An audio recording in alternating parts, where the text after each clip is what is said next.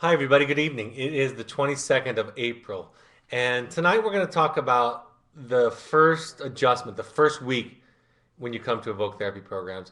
And really, I know that this is a webinar that's going to be meant for people and shown to people that are just enrolled in our program.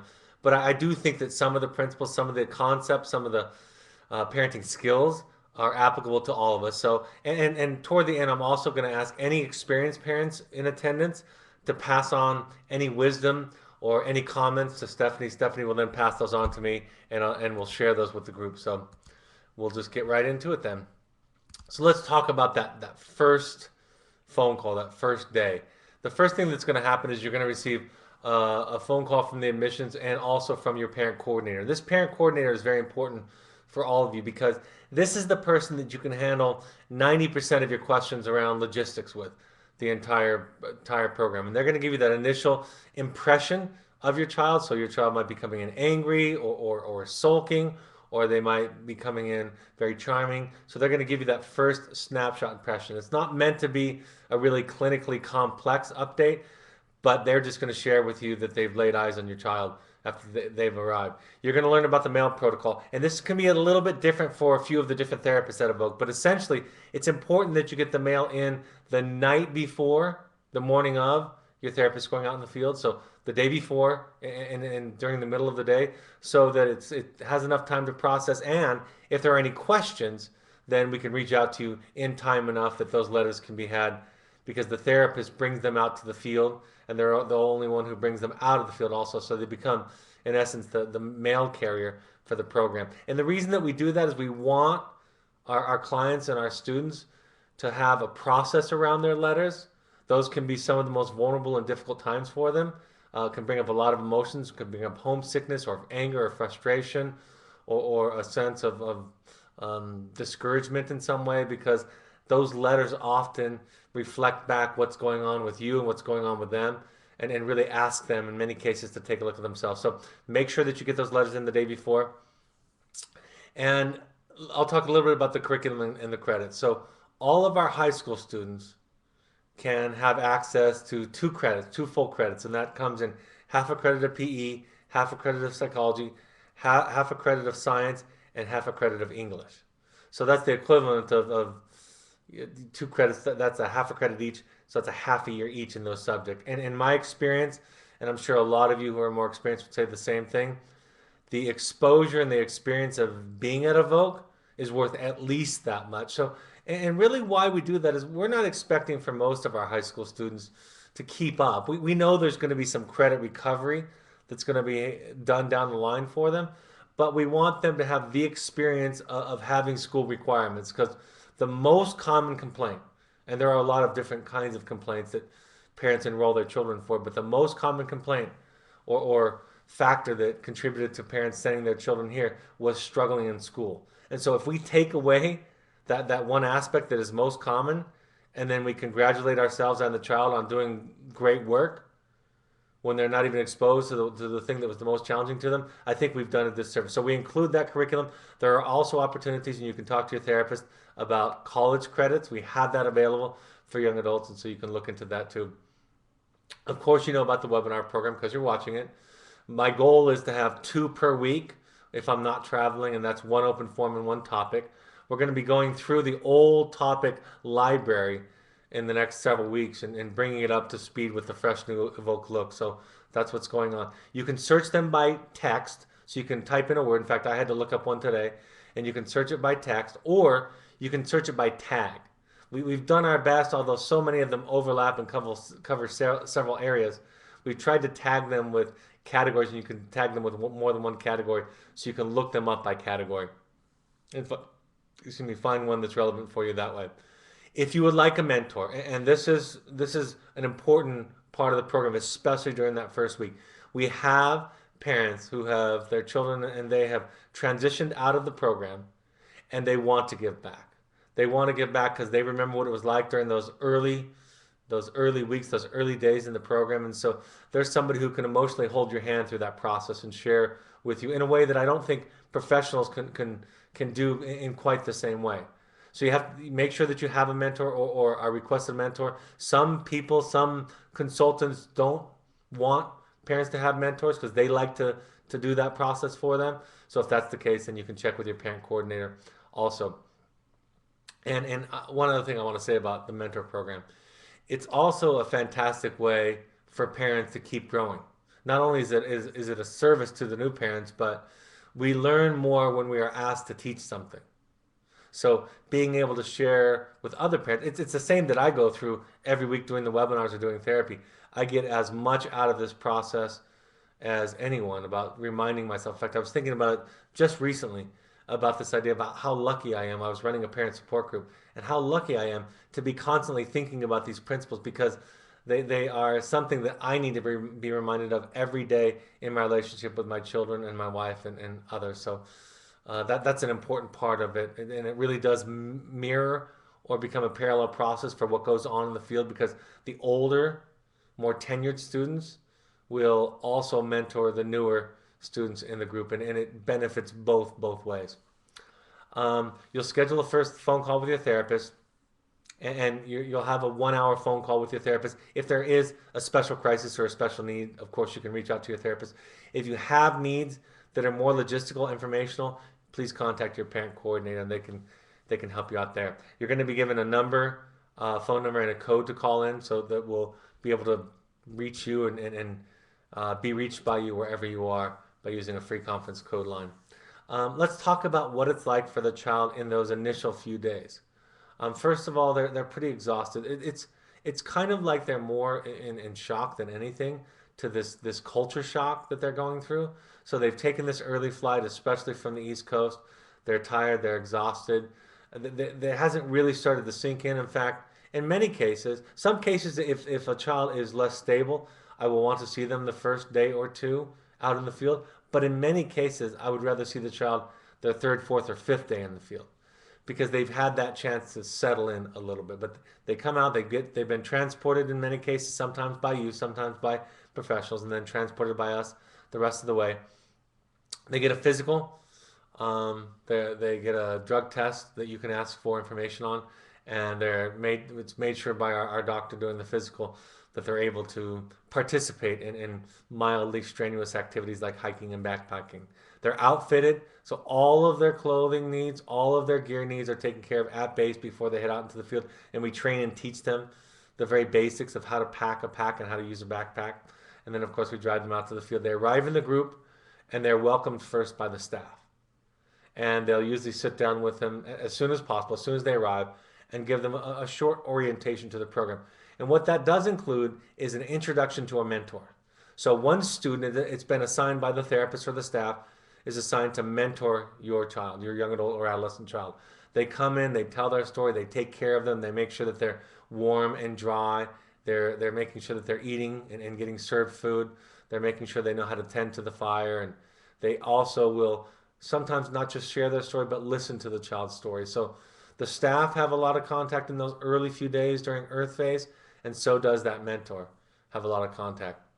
And sometimes the initial stage is an indication of what we will call an extinction burst, which is that when this kind of intervention is used with a child, often their defenses initially come up. And for us as therapists, that's not a bad thing because people's defenses tell us as much about them as when they open up.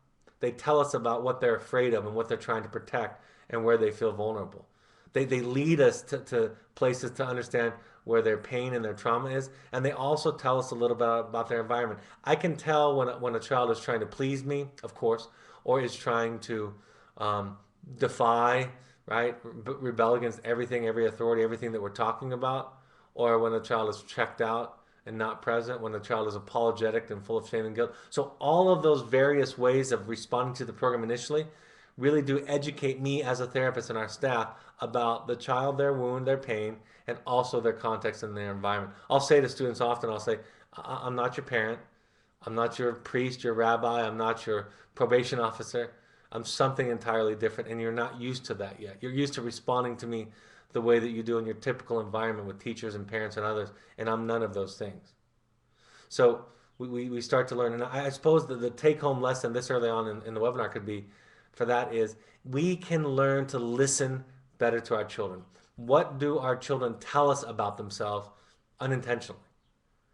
And there's this old saying I learned in college that somebody shared with me in college that said, "What you tell me about the devil tells me more about you than it does about the devil." And what that really illustrates is although students are telling us things about you, themselves, us, the program, their issues, it is a deeper level of listening that allows us really to make that connection and that assessment with the child, which is why many of you will say in the first week or two after visiting with your child and having them in our program with our staff and their peers for a short period of time, you'll say, it sounds like you really get my son or my daughter.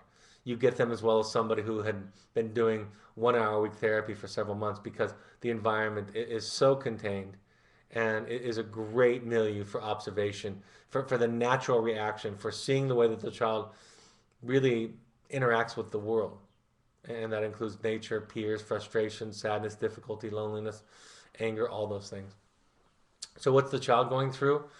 A typical experience that happens every week in our group is we do some form of what we call a Milan group. And this is a staff exchange where the outcoming staff and the incoming staff overlap for half of a day. And the outgoing staff and the student themselves share with the incoming staff a review of the previous week, strengths, weaknesses, difficulties, challenges, successes, struggles for that week. They'll tell stories and examples from the week. And part of that is we want to increase awareness for your child. And we want to also be fairly transparent with everything that we're thinking and doing. Of course, there could be moments where you would be strategic, or there might be something that you or the student might not want to share in front of the entire group, but that's going to be the exception to the rule. And this is also practice for the child just to hear other people.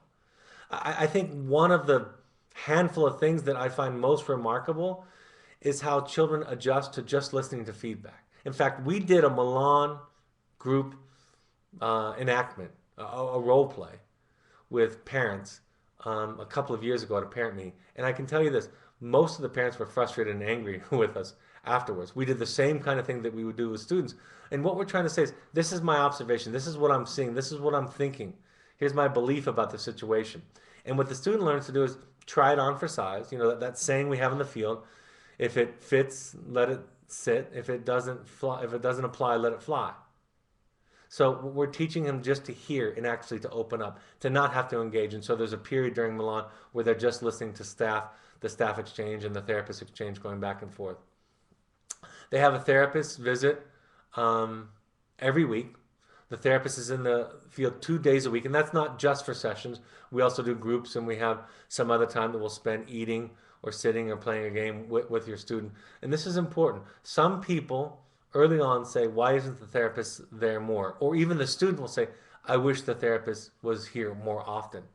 And the fact of the matter is, we're not doing it on accident. This is by design. Therapy or the richness of therapy is really what goes on in between the sessions.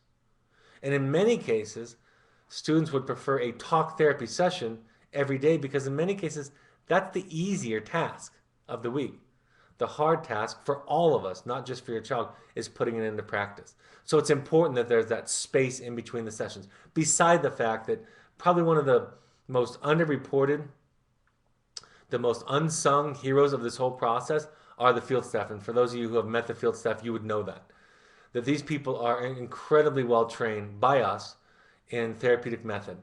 And they run groups all day, every day. They run them in the moment. It relates to everything. So that's going on always in between. And they take the notes that the therapist writes. In fact, we write in duplicate for adolescents and in triplicate for young adults.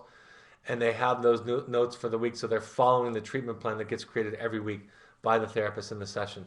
Of course, there's hiking and physical activity nearly every day except for on layover days. We want to take with the new student, we want to help them adjust to it.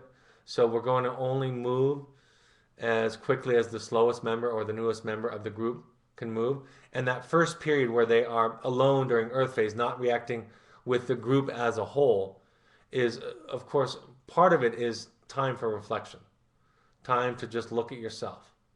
But another important part of it is it gives us the opportunity to observe, to teach, and to socialize your child into the program via the staff and a chosen mentor rather than the whole group. So that observation and feedback and training is going on initially also.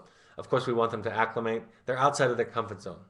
Even those who are pretty comfortable hiking, it's, being in a therapy program. Can you imagine yourself being in and walking in a therapy program where all of your issues are being shared and talked about? And of course, it's probably the safest place emotionally they're going to be, and physically in many cases, that they're going to be their entire life, at least their young life. But it's an incredibly vulnerable and strange adjustment. And so what they're doing in that initial phase is they're watching and they're listening, but then they're also being asked eventually to join the group. It's not a time of isolation, like it says here, but rather a time of mindfulness, or what the Buddhists call noble silence. This is one of the most common questions. This is a very rough outline of a typical day where they're waking up. There's some initial conversations about the plan for the morning, at least. We usually don't talk about any future information, including what's going to be happening that day. We might even say, get ready for a hike. And they'll say, where are we going? We'll say, we'll talk about that when it's time. We try to encourage them by our very process to live in the moment. So they have breakfast. There's typically 2 larger groups a day, and there's several standing groups that happen spontaneously throughout the day, initiated by any one of the students or the staff. But a couple of bigger themed groups, sometimes those are assigned by the therapist. Sometimes those groups are a product of the assignments that they're working on, because there are several of the assignments that they are asked to share with the group and get feedback. Then there's some hiking. We'll have lunch in the afternoon. We want them to have personal time every day, if at all possible, to work on reading and writing. So they'll have some personal time. They can work on their school curriculum. There'll be more hiking. They'll when they arrive at camp, they have chores that they rotate every day, and usually one person, a more senior member of the group, is in charge of organizing the groups. They'll have an organizational group to announce it for the day and then remind people during the day. So they'll set up camp. They're going to build a fire and get ready for dinner. Dinner prep and eat takes a couple of hours, and then we go into our evening group. And then sometimes after evening group, we'll read stories. There might be a guitar out there where they're going to sing songs, or we play games. They become expert at playing games and really having sober fun, healthy fun. So that's an important part of the process. Oops, I skipped a slide. These are things that can happen throughout their time. There are standing groups, which I mentioned, that last anywhere from a couple of minutes to 15 minutes. Sometimes those can lead to sitting groups. Individual sessions can happen with the therapist. Of course, they happen once a week, and the staff are asked to have 2 individual sessions with your child each week. Layovers are days that we don't hike, where we're taking care of a lot more writing and reading. Those are the days typically that the therapist is there, and we're also taking care of logistical items like food distribution and laundry. They're cleaning out their old laundry and changing their clothes and taking showers, and they're turning their old laundry in so it can be washed. They can take showers, like I said. They're asked to take showers twice a week. That's a part of a healthy plan that we have for all of them. And then there's some personal time to follow up on those assignments that are difficult to do when you're moving around and hiking a lot, like reading and writing. Family visits and calls are a common occurrence in most of our groups. So having a family there is not just beneficial and enlightening for the student who's receiving the visit, but everybody gets to see that. And I think for many students, and parents for that matter, even though it might not be their visit, it gives them a sense of security. It gives them a sense of connection, because they're seeing what it's like. Then they know that this is not a forever situation. They know that the goal is reunification and family health. And they'll have conversations by proxy in many ways with other parents when they're visiting. So they'll ask them, like, why did you send your son here? And then part of that is to find out about this individual child and their parents' story. But part of it that they're asking about is to find out about their own story. And parents will say similar things to the children. They'll talk to them as kind of a general representative of how hard it is and how much your parents love you and the work that's going on at home. So family calls that can lead to a group can be another part of it. So that can happen obviously a couple of different days a week, where a child will have a family call with the therapist, and sometimes a family call without the therapist. And then they'll come back and they'll process it. So that's, again, the family work is a part of the culture out there, and they get to observe that and participate in that. There are really 2 kinds of curriculum: hard skills and soft skills, and then therapy assignments would probably fall under the soft skills. Hard skills are wilderness living. Learning how to tie knots, learning how to build a shelter, learning how to pack your pack and organize yourself, learning how to make a fire, learning how to make a spoon, carve a spoon. So all of those things, leaving no trace, all of those things are what we call hard skills. The soft skills are communication skills, listening to feedback, developing insightful language, learning maybe a theme that week might be of trying to extinguish some of your thinking errors or the shoulds that you're dealing with. So those are all of the assignments that are more about the psychology of things. Maybe I should say more intellectual of things, whereas the other process is still psychological, but it's more experiential and kinesthetic. So hard skills and soft skills. We want a balance. There are some people who want to do all the hard skills, and then we have some students who just want to do the talking stuff. And of course, we know the value of our program is in the combination of the two. And then the therapist, on top of the basic curriculum that's outlined in their packet, the therapists and the staff are adding on assignments that are particular or relevant to your child. There's academic curriculum, which I already mentioned. Letters to and from home become a focus throughout the week. Solos is a 2 to 4 day experience where we set them out, and they have to earn that. They have to earn that trust. We'll set them out. We'll check on them several times a week, but they're set in an area around the staff camp where they can't see or talk to anybody else, and they learn to sit with themselves. It really is an intensification, is that a word? Intensifying experience of wilderness therapy. It's time, somebody said to me one time, I love this description of it, it's time to spend time with yourself and see how you like the company. I think a lot of us could benefit from practicing some solo time. So that's part of the process. Early on, sometimes the students will say, clients will say they hated it. Sometimes they'll say the second time, they loved it, but we give them the experience all the same. And some of that time on solo, we don't have them work on assignments. We don't give them any writing or reading material. And they're asked to stay awake all day until nightfall or until an hour after sunrise. So that's what we're asking them to do. And like I said, we come and check on them. And if they need help, they can call us and we can come. Chores are a part of it. That becomes, like the next bullet point says, that becomes part of the grist for the therapeutic mill. Everything in wilderness therapy is therapy, right? Everything, it's easy to make a connection between the frustration of bow drill fire making and building a shelter and the rain and the bugs. There's a connection between dealing with those elements, those activities, and dealing with things at home. And sometimes we're making those connections often and very overt, and sometimes we let them speak for themselves. But overall, we create this theme for the child, this experience that gives them a mirror to really look back into themselves. So that's why the therapy sessions, while they are the cornerstone, the reference point for the week, the value, the magic of wilderness therapy is the wilderness, is the primitive living. And that's why we're so committed to this model. Also, that there will be mindful activities, yoga activities, and meditation activities. As part of our Evoke philosophy, we focus on body, mind, and spirit. And we know that meditation does very well to treat mood and anxiety disorders. We know it does very well to increase gratitude.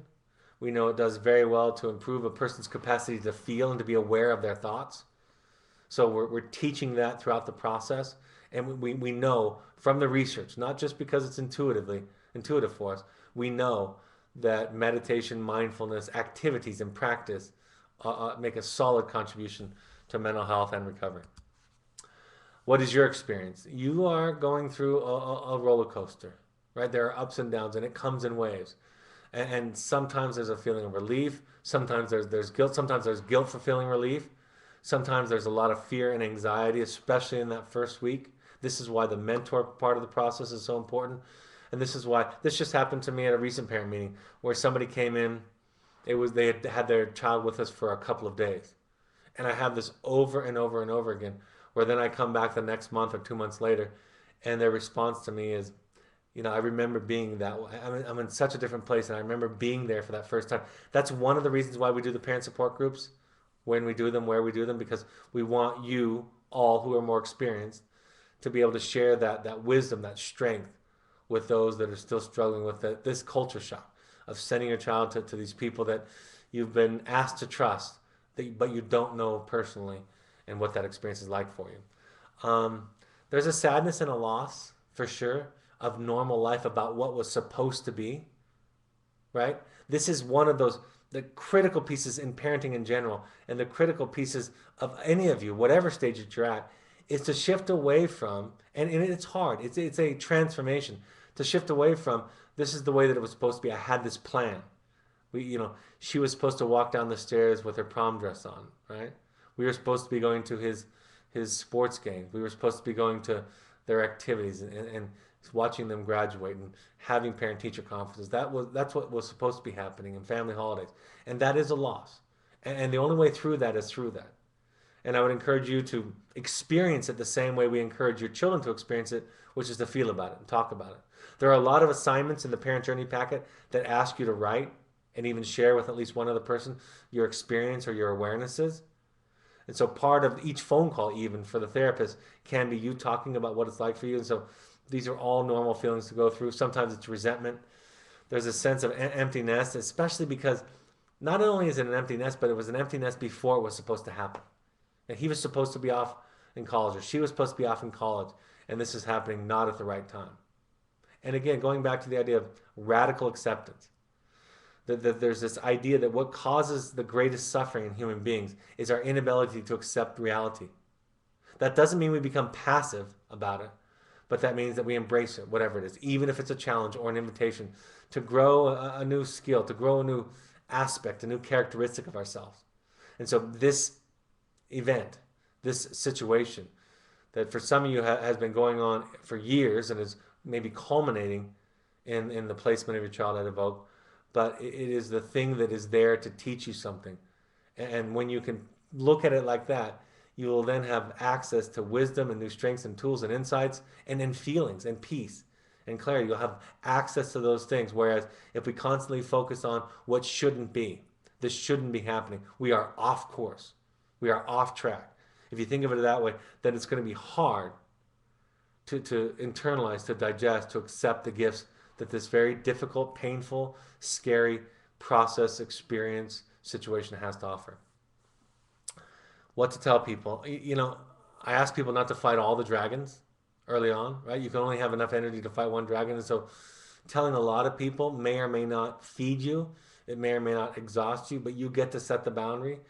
Know this, that when you tell people, you don't get to choose how they respond. However, I will tell you, and a lot of parents can attest to this, that when they've shared this experience with others, people just come out of the woodwork with similar stories, either that they've gone through or that they're just starting to confront and deal with in their lives. So my experience is when we take down the walls, that works two ways. And I tend to be more, I don't do it with everybody, I don't do it with every stranger, but I tend to be more self-disclosing, as you might have observed by now, and transparent about this because everybody has somebody in their life that's struggling with mental health or addiction. Everybody does. Everybody it has a loved one that is struggling or they themselves are struggling. So I tend to get more out of the support. And like I said, not everybody's going to react the way you want. If you approach it knowing that, then you're in good shape. You can have a feeling of isolation. The letters that you get from home, I think we prepare parents well for the angry, attacking, and blaming letter, but it's just as common for parents to receive a flight to health, meaning I'm cured, I'm fixed, or an apology letter, some combination of I promise I'll never do it again letter. So, this is also resistance because it's not realistic, and things did not come to this point, right? They didn't arrive to this point overnight. They arrived from patterns. They arrived from months or even years of experience and development. So it's not going to go away quickly, and we want to get through it one way or the other. And I don't think they're being, see, when they promise it, most of the time they're not being insincere. That's the question I get asked. Are they being honest? Are they being sincere? Is this real? And my response is they're being sincere, but it's not insightful, right? When a child makes a promise, they may mean it as much as they have the capacity to mean it, but it doesn't necessarily demonstrate or come from a place of insight, awareness, and maturity. So that's where we take it through our parent filter. And we make our assessment independent of the words that they say in a given week, especially those early weeks. And we start to pay attention to the long game and to the behavior and to the patterns that begin to replace the old patterns. And it's also important to note at this point, because I'm just mindful of it, that your child is, most of you will have this experience that your child is never going to be in a place where he or she is going to have more safety, like I said before, but also more success. It is a small box that is tailored to the emotional needs of the children that are in that group all of the time. And there aren't many environments that are like that. That's why difficult news, that's why going through something specifically difficult for them out in the field, it's the best place for them to go through that or to experience that challenge. So it is a small box, and that small box also represents not just the structure, but a whole lot of support from staff, therapists, and from their peers. Of course, then there's the more manipulative, dishonest, exaggerative letters that some students will write. Oftentimes, we'll bring that back to the student out to the group after we share that with the parent. We'll have a group about it. And this can happen really with any of these letters, where students then start to hear from other students feedback about manipulation. And so it's so cool. I mean, this is so simple, but so cool. They start to become more aware of their behavior and what it means and where it comes from. And that's all part of developing a foundation that will allow them or invite them to live a healthier life. And it's not just awareness and insight, because that's part of therapy, but it's also practice. There's also structure. There's also reinforcement, right? There's a whole lot of empathic resonance that's going on out there with staff, peers, and specifically with the therapist. So those are core pieces of it. So it's all of those things. And the manipulation letters, they might work in week 1 or 2, but it becomes pretty clear to the child and to the parents, in most cases, the obviousness of the manipulation later on.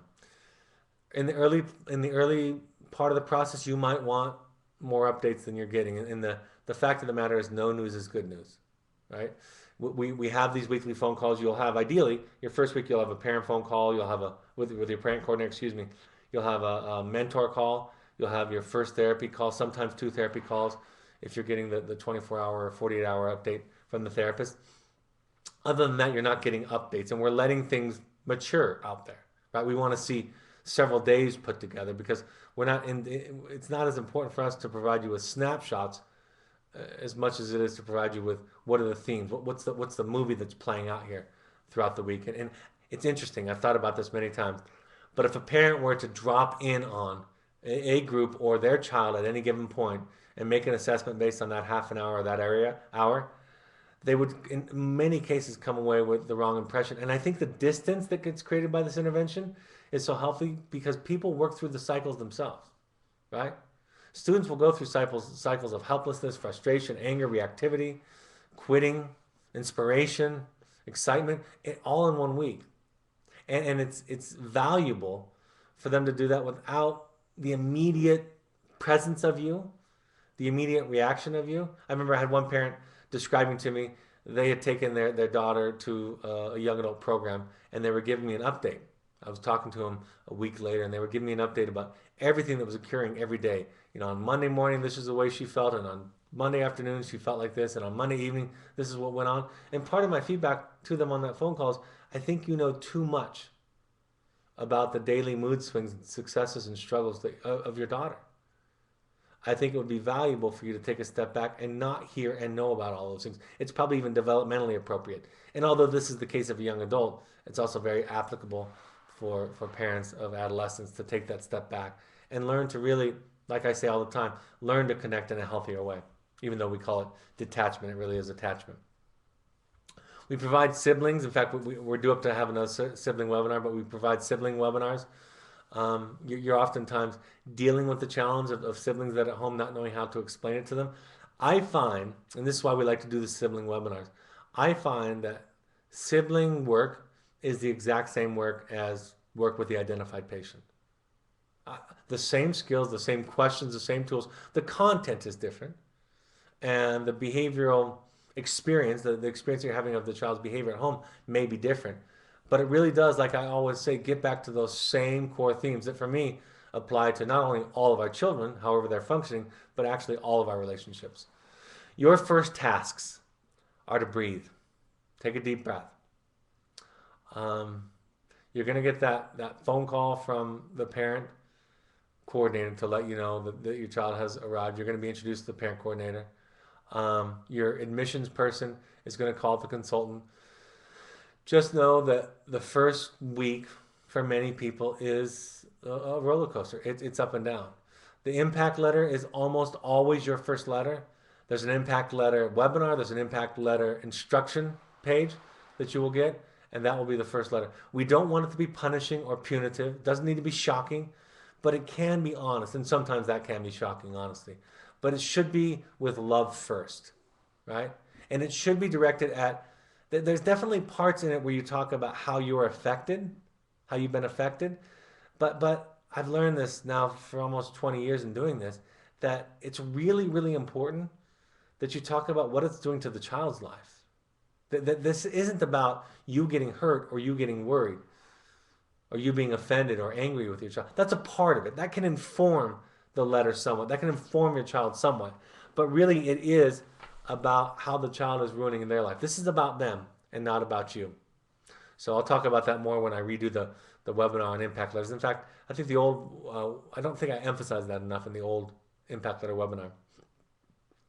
Um, the you'll have a mentor. If you don't have one, ask for one right away. There are meetings that are available. There's a parent workshop out here that we do about every 6 weeks. We just finished one on the 18th and 19th, and I heard and I hear great things about it every time. We also now have parent intensives, so that's separate from the program. Your child doesn't even have to be at Evoke. Our next one is at the end of May. That's a 4-day process. This one is going to be run by me. Most of them are run by me right now, although we're going to train more people. That includes psychodrama, mindfulness, wilderness activities, readings, therapy sessions, role plays, other wonderful spiritual, emotionally rich processes that we do out in our oasis, so that we have some of the creature comforts, but we also have immediate access because it's set right in the middle of our field area. It has hot water and areas to cook and plumbing and also even electricity. So there are meetings and intensives, there are readings and webinars to be looking at. Those are some of the ways that you can occupy yourself. You know, if your anxiety is so high that it's just hard to be present, some of the ways to support you is to get you working on these things. There are some books. There's my book, The Journey of the Heroic Parent. There's Shouting at the Sky, a book by Gary Ferguson, where he went out and lived with kids out there for a couple of weeks, in my group actually, and another group, and then shared his experience. It's more of a storyteller's version. It's not as clinical as many of the other books. And then there's also books that are related to, you can always go to, in fact, we post it at the end of every webinar, you can always go to the Parent Alumni Foundation page on Amazon. It's a Smile account, and a portion of the proceeds go to charity there. So you can go there and look at books that are related to areas that you're interested in for your parenting or for your child. And then, of course, you're going to get a lot of information. They say it's like drinking from a fire hose. You're going to get a lot of connection, assignments. Just put that in a folder. Take your time. There's a lot to take in. We're really sensitive to the fact that we're giving you so much new information. There's so many assignments. We know that, and to some extent, I want to apologize for that. But we get complaints on the other side from some parents too that say they want more. So we think of our curriculum as something that we want you to match and feel good about, and that also is going to complement the process and the progress that your child is going through in the program, and really helping you develop the skills, the tools, the insights to best support your child going forward, and then the best also to be the healthiest parent that you can be. Like I say, the outcome, I'm going to pause for a moment and say this very emphatically. The outcome of healthy parenting is a happy, peaceful, serene, confident, and clear parent. The outcome of healthy parenting is not necessarily well-behaved children. That's very important. And I will tell you that happy, serene, confident, clear, hopeful parent, that parent who is that way, has a dramatically positive impact on anyone that he or she comes into contact with. So that's part of why we do it also. Weekly letters and journals, sometimes pictures, sometimes videos. Some therapists will do videos. Those are available through the parent portal. Sometimes they are sent to you by the therapist, so you'll be getting those. You can really see the progress that your child goes through by looking at their pictures. I think a lot of you would, again, attest to this idea that you could line the pictures up week 1 through 8 of your child and you would be able to see the progress even if you didn't get any report or get any letters. And then, of course, if you're able to attend any one of our parent support groups or parent meetings, anywhere, we encourage you to. We also ask you to attend 6 Al Anon or Families Anonymous or Codependence Anonymous meetings while your child is with us. So get on those as soon as possible. The basics of the program, this is some of the stuff that we've already talked about. The Journey Packet is their emotional curriculum that contains the hard skills, the soft skills. They're moving through levels that are symbolically related to different stages of growth. So the Earth phase is about acclimation and orientation and adjustment. Fire phase is about accountability and cooperation. And then it moves to more insightful phases like the water phase, which is about beginning to have a lot more insight and to be able to internalize it. And then air phase is a rare category that clients and students achieve, but that is focusing on the future, focusing on a bigger life plan, focusing on leadership and service and giving back. So they're going through those. And again, it's graded on a personal curve. So for some people, being on fire phase when they graduate is fantastic. For others, we know, you know, they can do more. And so sometimes the phases are related to privileges. Sometimes they're related to the discharge date. And sometimes, again, we think of them in terms of where the child is at because we're an assessment program. We're a stabilization, assessment, and treatment program. And not everybody comes in with the same level of acuity, with the same level of difficulties, and with the same amount of resources. And then, of course, there's your work. And that's what we're doing right now, your work. The best thing you can do for your child is your work. And I say that on every webinar. So at the beginning of webinars, the best way to impact your child is to focus on changing yourself.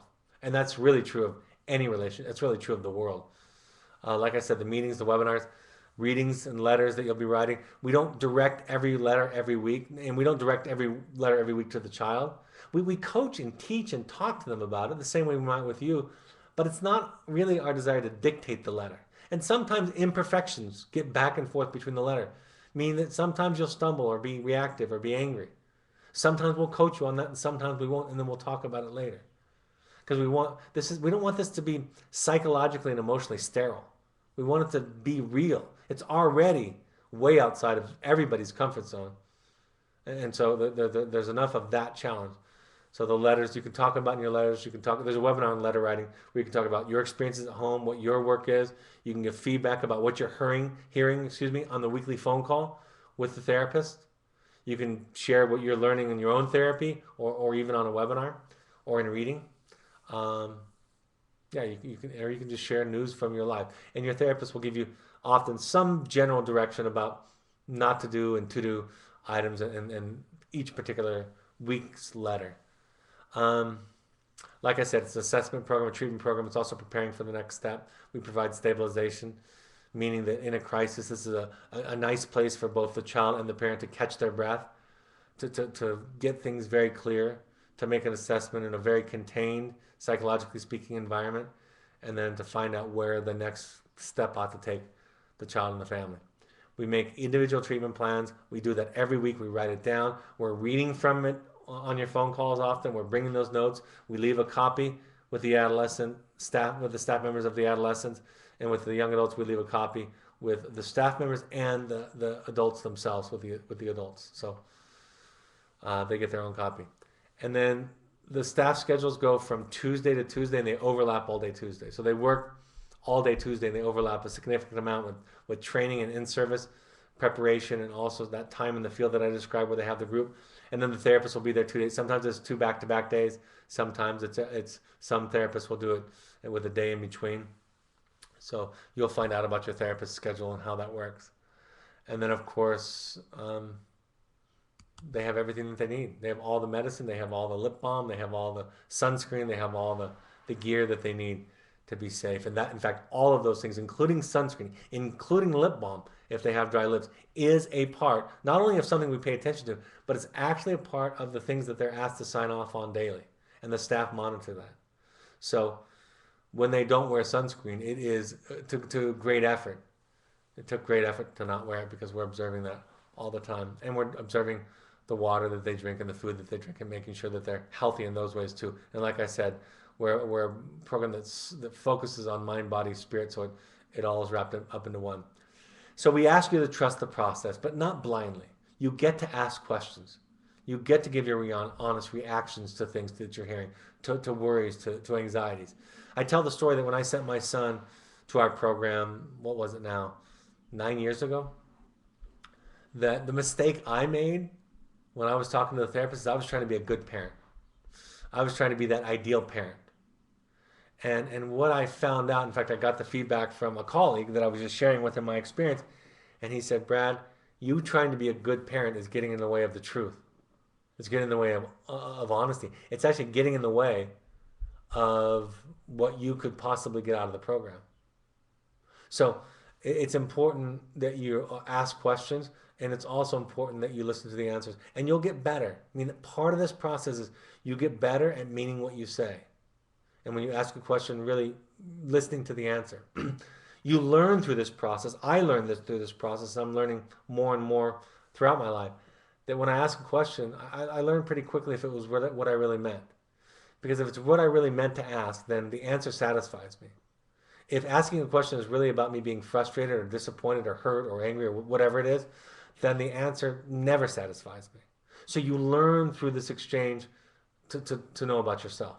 So listen to the answers, ask the questions, be honest, share your experience. We invite you to be vulnerable, and really to a fraction of the extent that we ask your children to be out in the field, or that you're asking your children to be out in the field. So if for nothing else, you get to have that experience so that you can have a taste of what it's like for your children.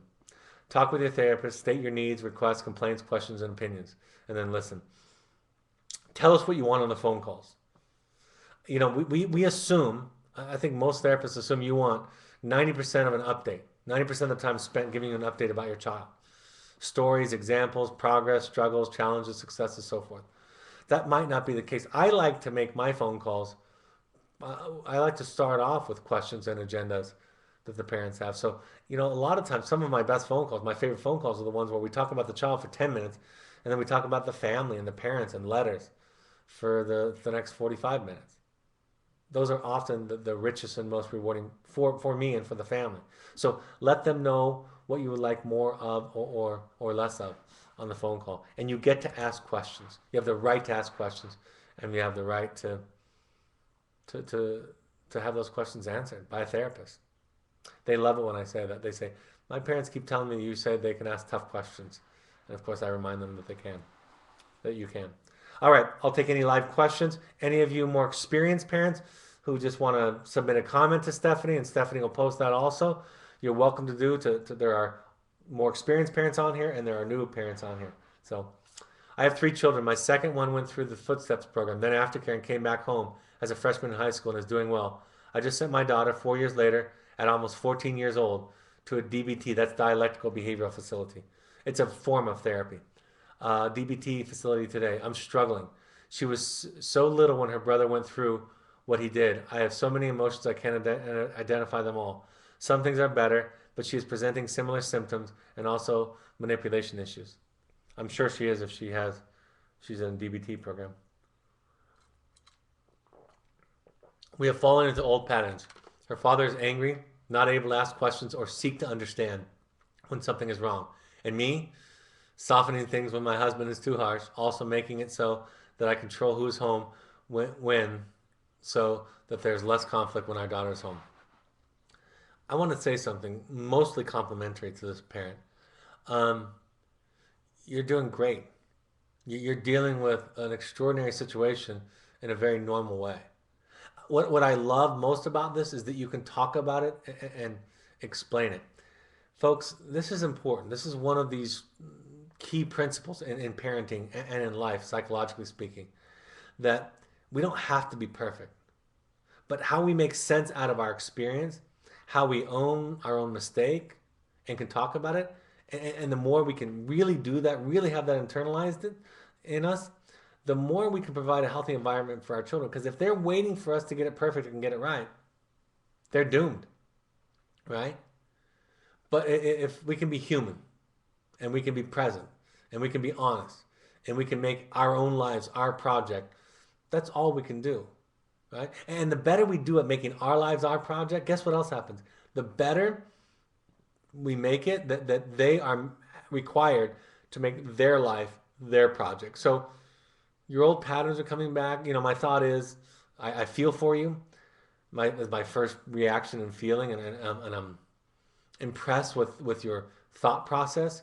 And then my second part is, this is another step in the journey, and you know this, you're saying it, where new skills, tools that were perhaps maybe not required recently are going to emerge, right? That's what this parenting the addicted, mentally um, mental health struggling child does for us.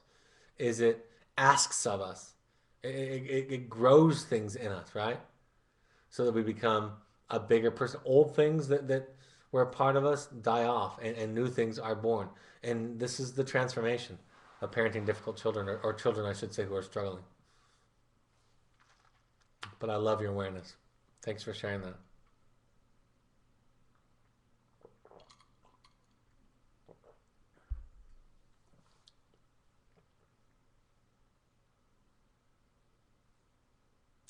The good news, my husband just called, has been out, and told him I was on the webinar listening to Brad Reedy. He might actually come back to Brad. He said never a bad episode with Brad Reedy. Thank you for making these webinars available to alumni. Falling off the wagon is probably more common than you might like to know. I know it because I ride wagons also, and I'm constantly falling off and getting back on, and that's the journey, right? That's the life. And really, for those there are, I see several alumni here that I might not have seen recently. You may or may not know that my book came out, which is called The Journey of the Heroic Parent. It's I'll show it at the end of every webinar for the next year or so. But it really can be taking the webinar with you. And by the way, I just listened to the sample of it today. They have it on audible.com, and also they have it on CD. So they published it in four formats, which I'm really happy about. So a lot of parents have asked me over the years, and I'm going to do a podcast. I'm going to start a podcast really soon, but have asked me for something that they can take with them in driving, that can be something they do while they're doing something else. So the book on an audio version is one, and then the podcast will be something else, and we'll get that started as soon as possible. Because that wagon is a slippery thing to stay on. For all of you parents beginning this journey, keep the faith and trust those who are well versed in helping these kids. Sorry, Stephanie, it went backwards. Sometimes it does that. Our experience is that our son was able to identify and see his problems and just begin to buy into to change. It was also the place that he began to see how his actions affected others. Now that he is at a residential treatment center, now that he is at a residential treatment center, he has begun to work on the change necessary to get to a healthy place in life. Good luck to all of you. I talk about my son, and that the fact that I sent him here 9 years ago. He's 22 now. I sent him when he was 13. He turned 14 in the woods. It wasn't that afterwards he didn't struggle. It wasn't that afterwards we didn't have problems, or he didn't experience some crises. We had a foundation. We had a core. I had some awareness that I took away from that experience that I really couldn't have had any other way, I don't think. And we had a common language, and we had a bridge, and we had something to reflect back to we had a reference point to reference. And now he's 22, and he's been sober for several years now, and he's been on a surface mission, and he's in college. um, it's one of the pieces. It wasn't perfect afterwards, and it wasn't. It's a long game, right? It's a long book, and you're in one of the chapters, no matter where you are on the journey. And part of my own story is to share with you that these principles, these ideas, these skills can go dormant in adults or in children. They can go dormant for a time, but it's there. They're there. And when they turn the corner, they'll draw upon that wisdom, that strength, and that experience that they had many years ago. So it takes a, obviously I have a perspective because I've been doing it for almost 20 years now. And so I've seen children and parents and families go through this process thousands and thousands of times. And I get that vantage point of that bird's eye view of things. But the other thing I would say is that when it's in your own family, in your own home, the pain, the fear, the anxiety is sometimes overwhelming and much more powerful. But I share that idea to just offer that perspective that I'm blessed to be able to have. because of where I sit. Can we just put in a plug for the parents workshop? We attended last weekend and we found it transformative, and it was great to understand some of what our son is experiencing in the field. We thank you. We've done all but making it a requirement for enrollment. We've asked. We want every parent to do it. It is the parent workshop that they're speaking of that will be scheduled again. Um, is every parent raves about it's a wonderful experience. We have the parent intensive where you actually go out and live out there, and you get into a lot more personal work, and the groups can be small, and it's a lot more therapy. But the parent workshop is relatively inexpensive. It's fairly easy to get to because you fly into Las Vegas, and it's a drive from there. Um, if everybody, we want everybody to do it. We ask everybody to do it, and we realize that there are sometimes logistically there's some reasons why people can't do it, but I I hear raving about it every time that people go to it. So thank you for sharing that, and that's what I hear every time. Insight since August 4th, 2014 started this journey for our family. Sorry, much sounds like Dr. Reedy. My son is in aftercare now and doing well. Breathe. Watch the webinars, connect, reconnect with your spouse or co parent, work on your relationship, listen, sleep, observe the process, join the process, find out about as much as you can learn about your child, consult a therapist for you, let go of the life you plan to accept the life that is waiting for you. Joseph Campbell. That's it. Let go of the life that you had planned so that you can accept the life that is waiting for you. I know that's hard for the new parents, but I don't mind saying it early on. I'm glad a parent said it. I don't mind saying it early on because then you'll recognize it, right? It doesn't feel good. I've had parents complain about this talk about me saying the wisdom and the gifts that parenting a child who's struggling are going to offer you. I have parents actually call me, email me, telling me how upsetting that is to hear. And I think that I've missed an opportunity in those cases to resonate with them, to demonstrate empathy with them. I think that's true. And I don't mind saying it early on because now you can start asking, well, I don't have that yet. And what does that look like? And you'll recognize it when it comes. And really, for me, the heroic parent, the transformation from being a victim to circumstances to life to becoming a hero in your own life is to say, my circumstances aren't going to dictate my core sense of happiness and suffering, right? That's going to come because of the way that I see the world, the way that I embrace the world, the way that I engage the world. And that includes my child. And most of you, this is one of those other principles. I didn't know this webinar was going to be so rich in terms of the parenting principles. I thought it was just going to be week one. But the important thing that I want to say to you is that the greatest thing that you can do in this process, the greatest characteristic that you can develop is the idea to embrace and ride what is given you. And so much of the time, we are swimming upstream. We are going against the current. We are paying attention to what should be or what shouldn't be. And we miss the opportunity to ride the flow. And again, that doesn't mean passivity. That means that you embrace the challenge sometimes. You embrace the change sometimes.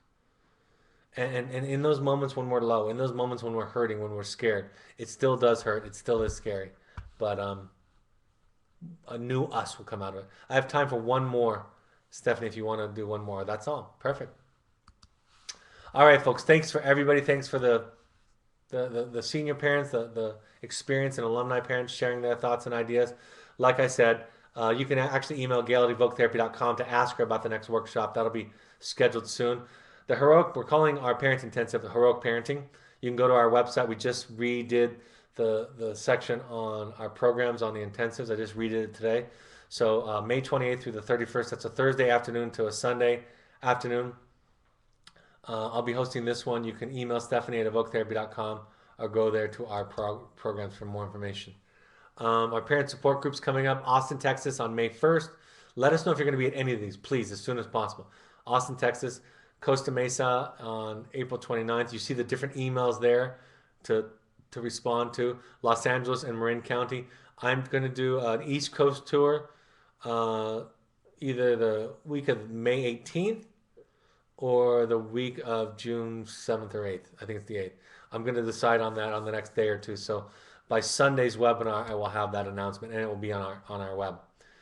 Here's my book. It's available now. You actually can get it. I've had several nice emails from several people telling me about it. So, um, yeah, that really does take this philosophy and actually several of the webinars, of my favorite webinars, and expand and expound on them. We want you to go to these parent support groups, 6 of these while your child is with us, just to at least give them a chance. Here's our social media. If you've liked us on Second Nature before, please like us on Evoke. Follow us on Twitter, Facebook. You'll see announcements, articles, pictures, stories there. We have our blog. Our blog is going really well. We're blogging twice a week. We actually have a stack of blogs ready to go, including, in fact, one that was written by one of you that's in the hopper that's going to be about parent support and parent meetings. Then we have that Alumni Foundation page that I described where you can go there and buy a book, and a portion of that goes to charity. We are going to do a Sunday open forum. We had a really good experience with open forum. We'll take leftover questions from last week's topic forum to topic webinar to start with, but we're going to do it at 2 p.m. on Mountain Time. That's Sunday the 26th, 2 p.m. Mountain Time. So join me then and have a great week. I hope these points of contact were helpful. If you're watching this webinar and you're new to the program, just breathe. It'll feel very different in a week or 2 or 3, and it'll be a place that for most of you will be one of the best, one of the highlights of your child's young life to this point. So thank you. Have a great night, and I'll talk to you Sunday. Bye-bye.